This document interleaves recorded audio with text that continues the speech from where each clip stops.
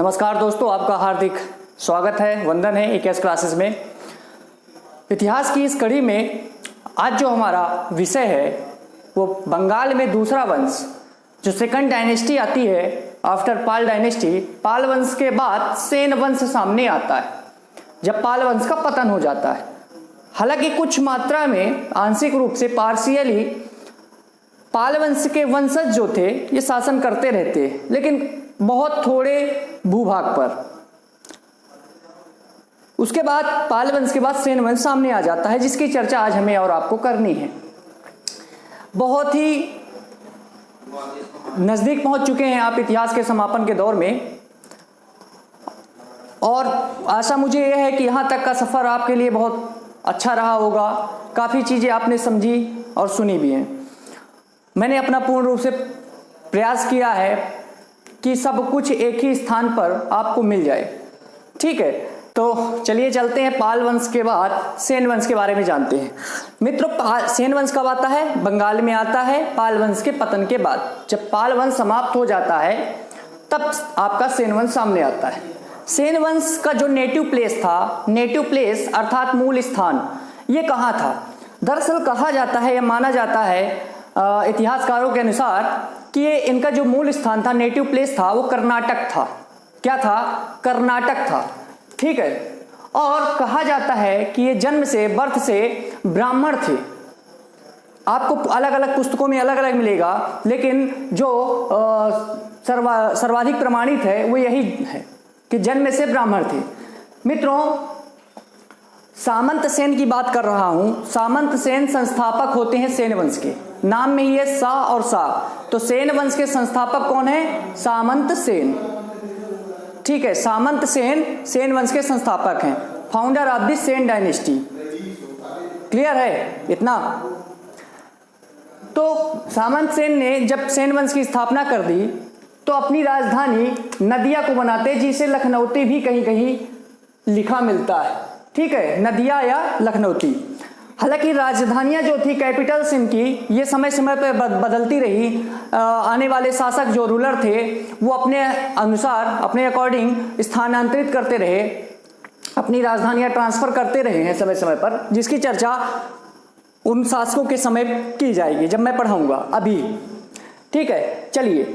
तो सामंत सेन को दरअसल मित्रों ब्रह्म क्षत्रिय कहा जाता है। क्या कहा जाता है? ब्रह्म क्षत्रिय।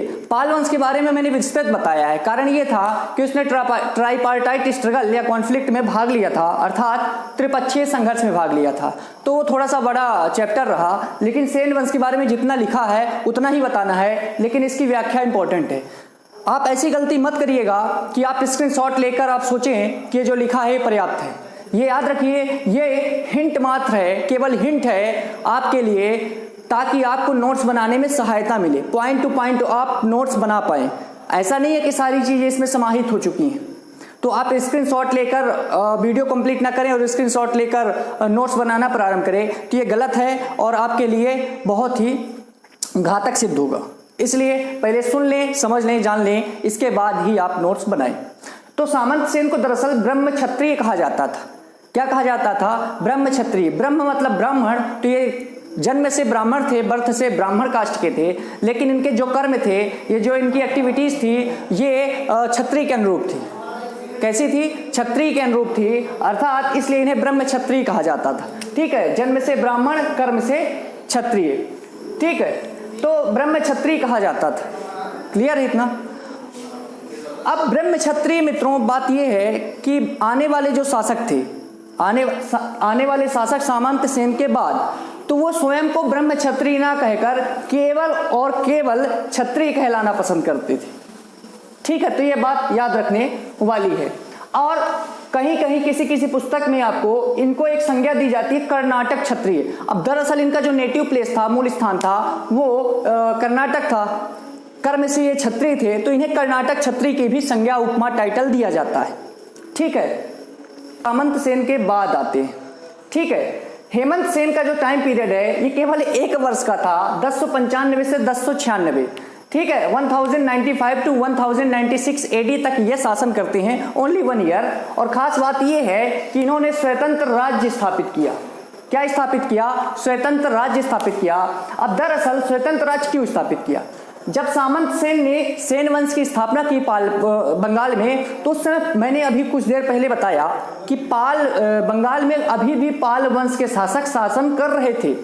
जो पाल डायनेस्टी के रूलर्स थे वो पार्शियली कुछ क्षेत्र पर अपना शासन जमाए हुए थे, लेकिन बहुत ही कमजोर शासक थे वो, और वो उत्तर साइड बंगाल में उत्तर और पूर्व साइड में शासन कर रहे थे, बहुत ही छोटे भूभाग पर। तो इस प्रकार ये कह सकते हैं कि जब सेन वंश पाल में आया, अर्थात जब सामंत सेन ने सेन डायनेस्टी को वहां पे स्थापित किया, इस्टेब्लिश किया, उस समय नॉर्थ और ईस्ट में, उत्तर पूर्व में, बंगाल में कुछ हद तक पाल शासक शासन कर रहे थे। तो जब हेमंत सेन आते हैं तो बहुत ही कम कार्यकाल टाइम पीरियड होता है इनका, लगभग 1 वर्ष। उस 1 वर्ष के ड्यूरेशन में दौरान उन्होंने पालों से भी मुक्त करा दिया। क्या करा दिया? पालों से भी मुक्त कराया, या दूसरे शब्दों में कहे स्वतंत्र राज्य स्थापित किया, इस्टेब्लिश इंडिपेंडेंट किंगडम। ठीक है, अच्छा, लेकिन याद रखिए इन्होंने स्वतंत्र राज्य स्थापित किया है अभी, केवल स्वतंत्र राज्य, इंडिपेंडेंट किंगडम।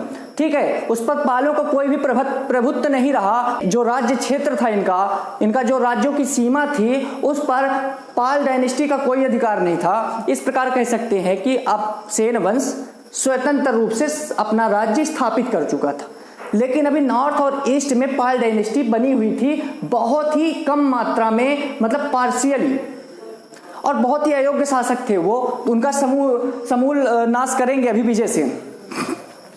तो ये हेमंत सेन लगभग 1 वर्ष के कार्यकाल के दौरान इनकी मृत्यु हो जाती है। तो अगले शासक रूलर जो होते हैं विजय सेन बनते हैं। कौन बनते हैं? विजय सेन। और इनका जो टाइम पीरियड है 1096 से 1158 एडी या कहें ईस्वी तक रहता है। लगभग 50-60 वर्षों तक इन्होंने शासन किया। ये बात महत्वपूर्ण है सेन डायनेस्टी की ओर से। ठीक है, इन पर नजर डालें। उपाधि परम महेश्वर। क्या? परम महेश्वर। ठीक है, तो महेश्वर की उपाधि से ऐसा लग रहा है कि ये शिव भक्त थे, अर्थात शैव धर्म को मानते थे। हालांकि मंदिर भी बनवाई है तो और भी ज्यादा प्रूफ मिल जाता है, एविडेंस मिल जाता है कि हाँ ये शैव धर्म के, शैविज्म के फॉलोअर्स थे, वर्शिपर थे या कहें उपासक थे। ठीक है, तो ये सिद्ध कर दिया कि ये शैव धर्म के अनुयायी थे, सेन डायनेस्टी के लोग। मित्रों, मैंने बताया अभी कि उत्तरी बंगाल में, उत्तर बंगाल नॉर्थ साइड और ईस्ट साइड, उत्तर और पूर्व में अभी भी कुछ मात्रा में पाल बने हुए थे। उस समय पाल वंश का अंतिम शासक होता है, याद रखिए, मदन पाल। कौन होता है? लास्ट रूलर होता है पाल डायनेस्टी का मदन पाल, अंतिम शासक। ठीक है, तो इसको निर्वासित कर देते हैं, अर्थात अपने बंगाल से पूरी तरह भगा देते हैं। तो अब इस प्रकार बंगाल पर पूरा प्रभुत्व हो गया सेन डायनेस्टी का।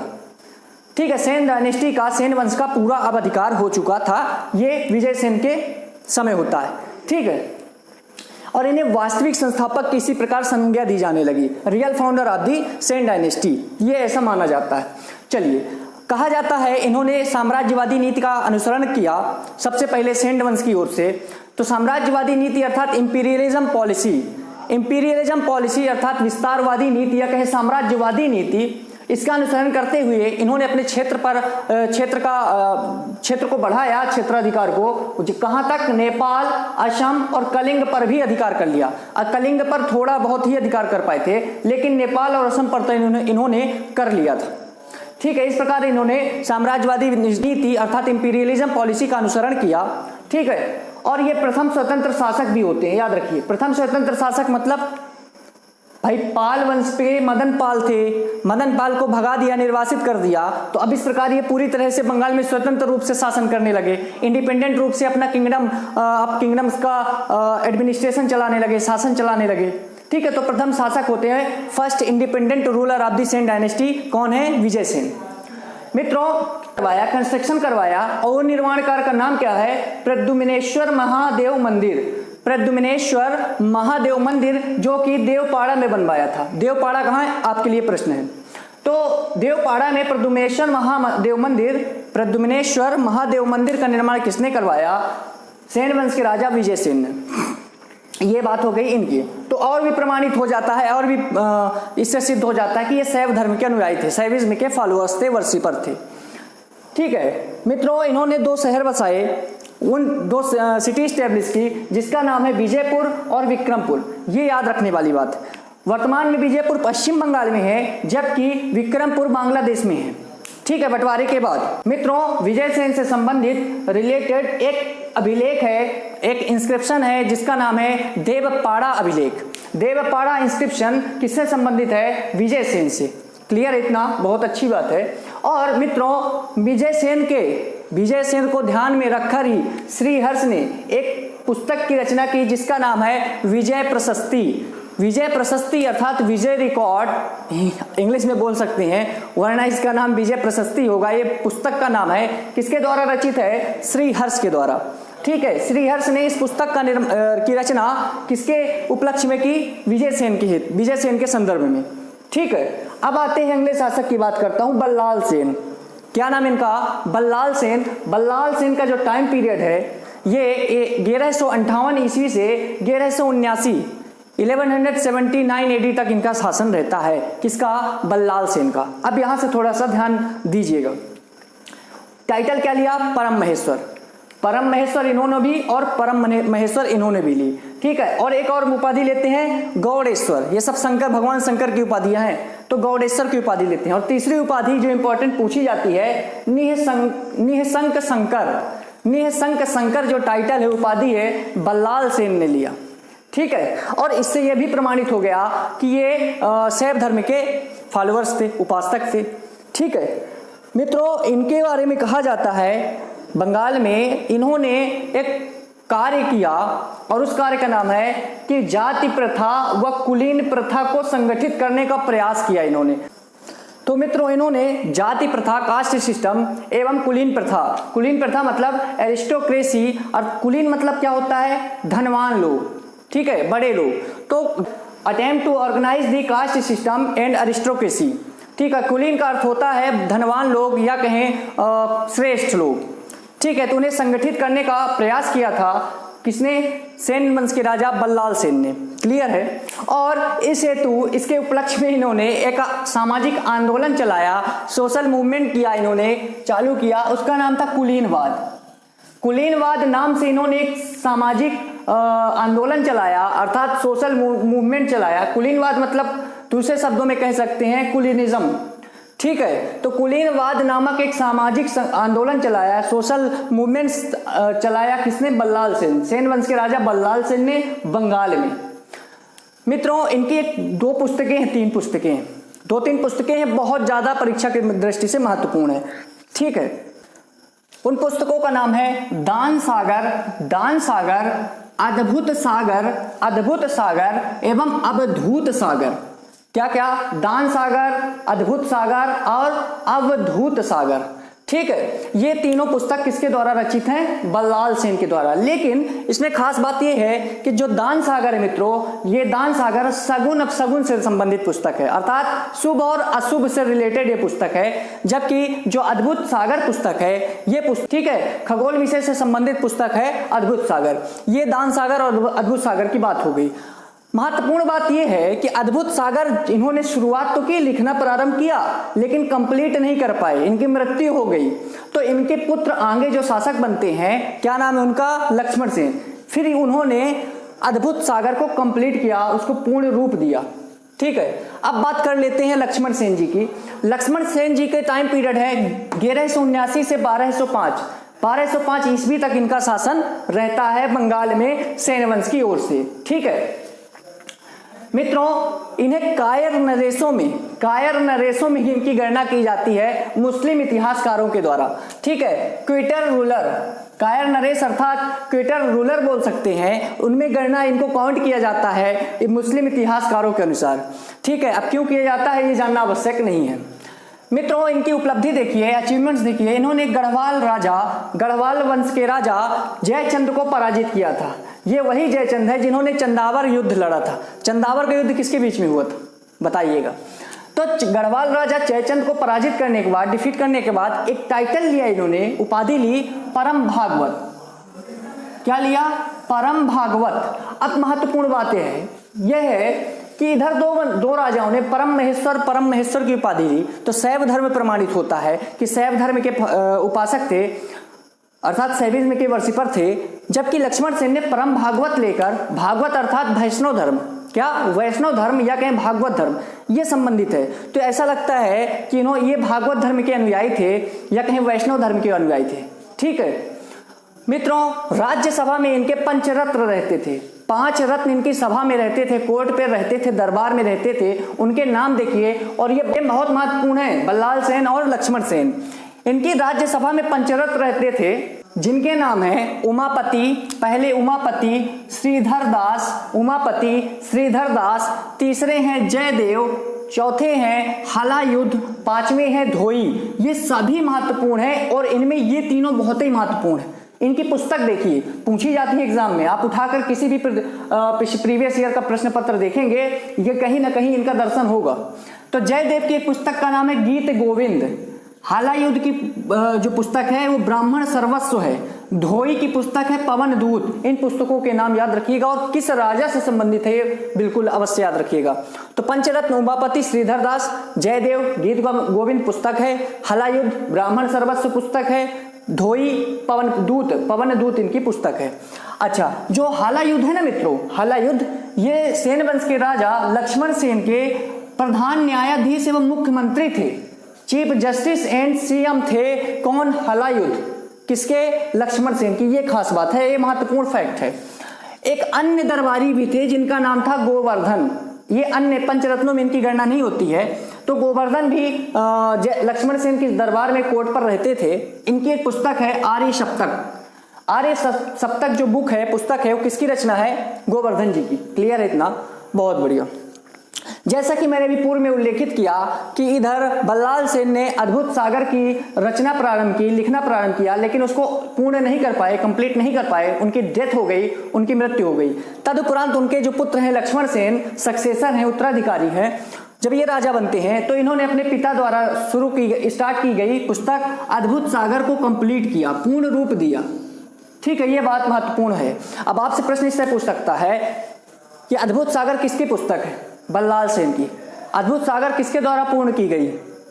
लक्ष्मण सेन के द्वारा। तो 1202 में कहा जाता है, 1202 में आपको कहीं कहीं 1199 मिलेगा, 1199 मिलेगा, लेकिन मैक्सिमम यही सही है। 1202 ईडी में, ईस्वी में बख्तियार खिलजी आक्रमण करता है। कहां पर सीधा करता है? याद रखिए, सेन वंश की राजधानी लखनौती पर कर लेता है। बख्तियार खिलजी ने सेन डायनेस्टी, सेन वंश की कैपिटल अर्थात राजधानी में लखनौती पर, कौन थी? लखनौती थी, उस पर अटैक किया और उसको जीत लिया और उस पर अधिकार कर लिया। और यहीं से शुरू होता है सेन वंश का पतन। हालांकि आने वाले कुछ समय तक सेन वंश के कुछ शासकों ने, जो सक्सेसर थे, उत्तराधिकारी थे, शासन किया, एडमिनिस्ट्रेशन चलाया, लेकिन वो बहुत लंबे तक टिक नहीं पाए। ठीक है, और जब आक्रमण करता है बख्तियार खिलजी, तो याद रखिए लक्ष्मण सेन के समय करता है, और लक्ष्मण सेन के समय ही इसने, बख्तियार खिलजी ने नालंदा विश्वविद्यालय को भी तहस नहस कर दिया था। क्या कर दिया था? तहस नहस कर दिया था, अर्थात उसे बर्बाद कर दिया था, नालंदा यूनिवर्सिटी को, विश्वविद्यालय को। किसके समय? सेन वंश के राजा लक्ष्मण सेन के समय। अब बात यह होती है मित्रों कि इसकी जानकारी कहाँ मिलती है, इसका सोर्स ऑफ इंफॉर्मेशन कहाँ है कि हाँ बख्तियार खिलजी ने अटैक किया। तो एक रचना, एक पुस्तक है, याद रखिए, तबकात इन नसीटी, ये एक बुक है। इस पुस्तक से पता चलता है कि बख्तियार खिलजी ने लक्ष्मण सेन के समय बंगाल पर अटैक किया, आक्रमण किया, और नालंदा विश्वविद्यालय को इसने ध्वस्त किया था, ऐसा माना जाता है। ठीक है, लेकिन नालंदा विश्वविद्यालय आज भी उसी तरह खड़ा है। उसकी महानता आप देख सकते हैं, विशालता। आवश्यक है कि बख्तियार खिलजी था कौन? बख्तियार खिलजी मोहम्मद गौरी का गुलाम था। कौन था? मोहम्मद गौरी का गुलाम था, और इसके 3 गुलाम थे। मेडिएवल हिस्ट्री में मिलेगा आपको, मध्यकालीन भारत का जब मैं इतिहास पढ़ाऊंगा वहां पर इनसे भेंट होगी। तो कुबाचा ये पहला गुलाम, कुतुबुद्दीन ऐबक ये दूसरा गुलाम, और बख्तियार खिलजी ये तीनों गुलाम थे, ऐसा कहा जाता है, कुछ पुस्तकों में वर्णित है। ठीक है, कुतुबुद्दीन ऐबक के बारे में आप बताएंगे ये था कौन? बख्तियार खिलजी भी गुलाम था, तो ऐसे माना जाता है। ठीक है, तो बख्तियार खिलजी के अटैक के बाद सेन वंश का पतन होने लगता है। इसके उत्तराधिकारी इस वंश के सक्सेसर कुछ समय तक शासन करते हैं लगभग पूर्वी बंगाल पर। मतलब बंगाल के कुछ शेष भाग पर अभी भी इस वंश के शासक शासन कर रहे होते हैं, एडमिनिस्ट्रेशन चला रहे होते हैं, जिनमें से देखिएगा केशव सेन लगभग 1204 से 1225 ईस्वी तक शासन करते हैं, लगभग 21 वर्ष। उसके बाद विश्वरूप सेन है, विश्वरूप सेन 1225 से 1223 तक शासन करते हैं, ये लगभग 5 वर्ष तक शासन करते हैं। ठीक है, अब लास्ट जो फैक्ट है मित्रों सेन वंश की ओर से, कि सेन वंश के शासकों ने ही सर्वप्रथम हिंदी भाषा में अभिलेख जारी किए या अभिलेख उत्कीर्ण करवाए। हिंदी भाषा में सर्वप्रथम अभिलेख उत्कीर्ण करवाने वाले शासक कौन है? सेन वंश के शासक, अर्थात Sen ruler first issued inscription इन हिंदी लैंग्वेज। ठीक है, जो इसके इंस्क्रिप्शन लिखे गए वो हिंदी लैंग्वेज में लिखे गए थे। बाकी आप जानते हैं, बताइएगा सम्राट अशोक की कौन कौन सी लिपियां थी, उसके अभिलेखों की, ठीक है, उसके शिलालेखों की, तो आप बताइएगा। तो और याद रखिए विश्वरूप सेन को अंतिम शासक कहा जाता है सेन वंश का, last ruler of the Sen dynasty Vishwarup Sen. ठीक है मित्रों, ये बात हो गई सेन वंश की। इस प्रकार सेन वंश का समापन। अब हम छोटे छोटे बहुत सारे राजवंश हैं, जो लगभग 10 हैं, उसके संस्थापक, फाउंडर, उनकी कैपिटल्स और कुछ प्रमुख शासकों के बारे में चर्चा करेंगे। वो बहुत शॉर्ट वीडियो होगा, बहुत छोटा वीडियो होगा। उसी में मैं एक मैप के थ्रू आपको बताने का प्रयास करूंगा कि जितने भी गहरवाल हों, चंदेल हों, सभी राजपूत युग के भी वंशों किस क्षेत्र पर शासन कर रहे थे, वो मैपिंग के थ्रू मैं आपको बताऊंगा। क्योंकि मैं यहाँ पे अभी मैप बना दूंगा तो पढ़ाना थोड़ा सा डिफिकल्ट हो जाता है, इसलिए मैंने मैप नहीं बनाया। मैप एक बार में मैं आपको दिखा दूंगा सामने, इसके बाद वो भी हो जाएगा। फिर मैं आपको सिंधु सभ्यता, सिंधु सिविलाइजेशन और उसके बाद पाषाण काल, स्टोन एज जो होता है, उस पर चर्चा करूंगा। और इस प्रकार हमारा इतिहास, प्राचीन इतिहास समाप्त हो जाएगा। ठीक है, इसके बाद मैं जियोग्राफी पढ़ाऊंगा, इंडियन जियोग्राफी, भारतीय भूगोल, और साथ में मैं मेडिएवल हिस्ट्री, मध्यकालीन भारत का इतिहास भी पढ़ाने वाला हूँ। आशा है, आशा के अनुरूप मैं पढ़ा रहा हूँ। यदि मैं पढ़ा रहा हूँ सही ढंग से तो आप कमेंट करके बताएं मुझे, लाइक वीडियो को कर दिया करें, और स्क्रीनशॉट लेने पहले ही मत लिया करें। पहले वीडियो सुन लें, समझ लें और जान लें, उसके बाद स्क्रीनशॉट लेकर आप इसे नोट्स बना सकते हैं। लेकिन तब भी आप नोट्स बनाएंगे तो मेरी बातों को भी गौर करेंगे, मेरी बातों को भी सुनते हुए नोट्स बनाएं तो ज़्यादा बेहतर होगा। यकीन मानिए बहुत शानदार नोट्स बनेगी। आप इन फैक्टों को ढूंढ कर रख लीजिए, किसी एक पुस्तक में इतने सारे फैक्ट मिल जाएं जो इंपॉर्टेंट फैक्ट्स हैं तो बताइएगा। मैं गारंटी देता हूं नहीं मिलेगा, क्योंकि मुझे भी नहीं मिला। ठीक है, तो ये बात हो गई सेन डायनेस्टी की। तो अब मिलते हैं अगले पार्ट पर, तब तक के लिए धन्यवाद और जय हिंद।